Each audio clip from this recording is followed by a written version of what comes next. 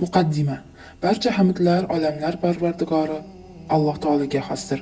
Payg'ambarlar Sayyidi Muhammad sallallohu alayhi vasallamga salovat va salomlar. U zotning ashablari va u zotga qiyomat kunigacha ergashgan, u zotning yo'lidan yurganlarga salomlar bo'lsin. Ammo ba'd. Ushbu kitob bir necha ayollarning siyratini taqdim qiluvchi ojizona urinishdir. Lekin ular boshqa ayollar kabi emaslar, balki ular boqiylik cho'qqisida bo'lgan mo'minlarning eng pokizalari. Alloh yaratgan sayyidalarning eng yaxshilaridir. Anas roziyallohu anhudan rivoyat qilinadi. Nabiy sallallohu alayhi vasallam shunday dedilar: Dunyo ayollaridan senga Maryam bintu Imron, Hadija bintu Huvaylid, Fatima bintu Muhammad va Fir'avnning ayoli Asiya yetarlidir. Ibn Abbos roziyallohu anhudan rivoyat qilinadi. Rasululloh sallallohu alayhi vasallam yerga 4 ta chiziq chizib, "Bu nima ekanligini bilasizlarmi?" deb so'radilar. Ular Alloh va uning rasuli bilguvchiroq dedilar. Shunda Rasululloh sallallohu alayhi vasallam jannat ahli ayollarining eng afzallari Hadija bintu Huvaylid, Fatima bintu Muhammad, Maryam bintu Imron, Fir'avnning xotini Asiyo bintu Muzohimdir dedilar. Ushbu sahifalar orqali nur sochuvchi yulduzlar siyratga yana ham ko'proq yaqinlashamiz. Shoyat ularning nuridan bahra olsak, foydalansak, ularning axloqlari ila axloqlansak, shoir aytganidek, garchi ular kabi bo'lmasangiz ham o'xshang ularga. Chunki o'xshashga intilish najot ulug'larga. Garchi ular kabi bo'lmasangiz ham g'amga tushmang, ularga intiling. Ulug'lar kabi bo'lishni istash ham bir najotdir. Shuni biling. Ziddiyatlar to'la ushbu zamonda biz qizlarimiz va ayollarimiz ergashadigan go'zal va chiroyli o'rnakka juda muhtojmiz. Shuningdek, ko'z oldimizda mash'ala bo'ladigan, boshlarimizga toj bo'ladigan yorqin namunalarga ehtiyojimiz bor. Biz ulardan o'rganishimiz va ularning yo'llaridan yurishimiz lozim. Yana shoir shunday deydi: Ayollar zikr qilganimizdek bo'lganda albatta ular erkaklardan bo'lardi afzal. Quyoshga muannaslik ayb emasdir, hilolga muzakkarlik faxr emasdir. Ya'ni arab tilida quyosh shamsun so'zi muannas ayol jinsida, hilol esa halal esa muzakkar erkak jinsidadir. Allohim ushbu kitobni o'qiydigan har bir insonni unga manfaatli qilgin. O'zing uni qabul qiladigan solih amal sifatida qilgin. Tavfiq Allohdandir. Ushbu kitobda jannat ahli ayollarining sayyidalari haqida so'z yuritamiz. Ular 4 ta bo'lib, har birlari turli davrlar va vaziyatlar holatlarida yashaganlar. Ularning jamlaydigan fazilatlar va xususiyatlar ham, ularning ziynatlangan axloq va sifatlar ham bir-biriga o'xshash yoki bir xildek. Garchi go'zal sifatlar turlicha bo'lsa-da, ulardagi go'zal xulqning asosi birdir. Mo'minlar onasi bo'lgan Hadija bintu Huvaylid roziyallohu anha islom yuzaga chiqishdan avval hayotlarining bir qismini yashadilar.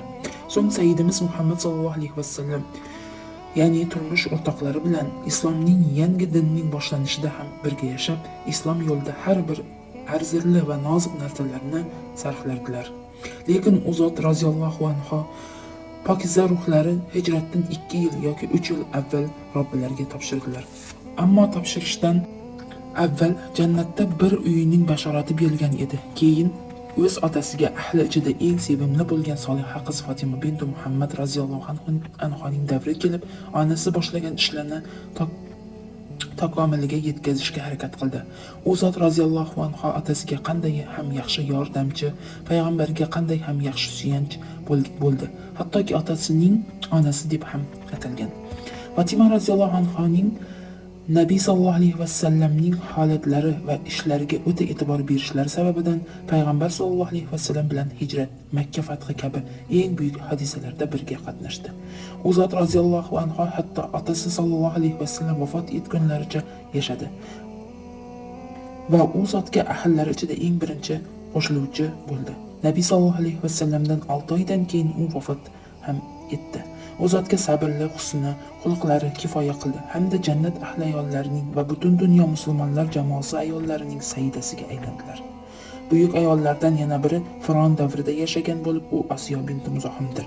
U Fir'avnning ayoli, ya'ni u zotni jannatdagi oliy darajasidan to'sishga harakat qilgan. Alloh taolo yaratgan maxluqlar ichida eng yomoni bo'lgan odamning ayoli hisoblanadi. Alloh subhanahu va taolo u zotga jannatda bir qasr qurilgani kabi qurgani hamda Fir'avn va uning qilgan ishlaridan najot berganining o'zi ham u zotga faxr uchun yetarlidir. Uning zikri qiyomatgacha tilovat qilinadigan aziz kitobda abadiy muhrlanib qoldi. Keyingi siymo esa Ummul Azro, ya'ni Maryam bintu Imrondir. U zot yashagan davr Muso alayhissalom davrlarining so'ngiga, ya'ni taxminan Muso alayhissalomdan 400 yildan keyin payg'ambar Iso ibn Maryam alayhissalomga yangidan kelish davr boshlariga to'g'ri keladi. Alloh subhanahu va taolo Maryam onamizni tanlab olib, uning sabri va qiyinchiliklarni ko'tarish quvvati tufayli butun dunyo ayollarining sayyidasi qildi. Butun dunyo sayyidalari deganda o'zi yashagan davr ayollari sayyidalaridan hamda garchi avvalidan bo'lmasa ham jannat ahllaridan bo'lgan 4 ayolning biri hisoblanadilar. Ushbu yulduz singari zotlar haqidagi siyrat tarixdan nurdan bo'lgan harflar bilan yozib qoldirilgan. Biz ularni qayta o'rganib o'qib chiqishga juda muhtojmiz. Ularning pokiza zikrlari, go'zal siyratlari ko'zlarimiz va zehn xotiramizdan g'oyib bo'lmasligi kerak. Muayyan shaxsiyatlar haqida yozilgan manbalarning ba'zilari yetarli bo'lsa-da, boshqa shaxslar haqida yozilgan manbalar esa juda oz. Hadija roziyallohu anha va uning zotning qizlari Fatima roziyallohu anha haqidagi ma'lumotlar hozirgacha ma'lum bir miqdorda xolos. Shuning uchun ushbu ojizona urinishni mazkur ona bola haqida yozishdan boshladik. Ushbu ikkala shaxs haqida qancha ko'p gapirmaylik, ularning fazilatlari benihoya ko'p. Jumladan ularning payg'ambarimiz sollallohu alayhi vasallamga bergan yordamlarini so'zlar vasf qilishdan ojizdir. Biz har bir namozimiz so'ngida salovat va salomlar yuboradigan zotlar kim? Tashahhudda Allohumma solli ala Muhammad va ala ali Muhammad, ya'ni Allohim Muhammad sallallohu alayhi vasallam va Muhammad sallallohu alayhi vasallamning oilalari, ahllariga salovat yuborgin deb aytamiz. Muhammad alayhissalomning oilalari oliy deyilganda u zotning ahllari, ayollari va qizlari tushuniladi. Ular qiyomatgacha Alloh taolo yaratganlarining eng yaxshilaridir. Alloh taolo ularning qissalarini o'qib, ulardan ibrat va pand nasihat olishga buyurgan. Alloh taolo shunday marhamat qiladi. Astagfirullah. Laqad kana fi qasasihim ibratun liulil albab. Dar haqiqat ularning qissalarida aql egalari uchun katta ibrat bordir. Yusuf surasi 111-oyat.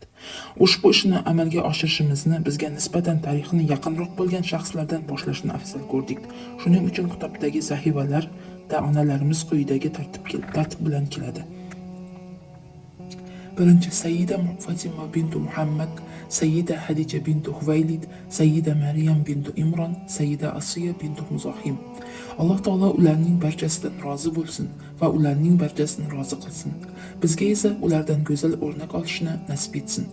Aytib o'tishimiz lozimki, ushbu shaxsiyatlarni yaxshiroq bilish, tadqiq etish orqali Alloh taologa muhabbat va u zotga yaqinlashish qanday bo'lishi, u zotning qozoyi qadariga taslim bo'lish qanday bo'lishi, qiyinchilik va tanglik holatlarida ham hech qanday g'azabsiz rizo bo'lishni o'rganamiz. Ularning xuluqlarini ko'z oldimizga keltiramiz. Shoyat ular yetgan darajalarning ozginasiga bo'lsa ham yetishsak.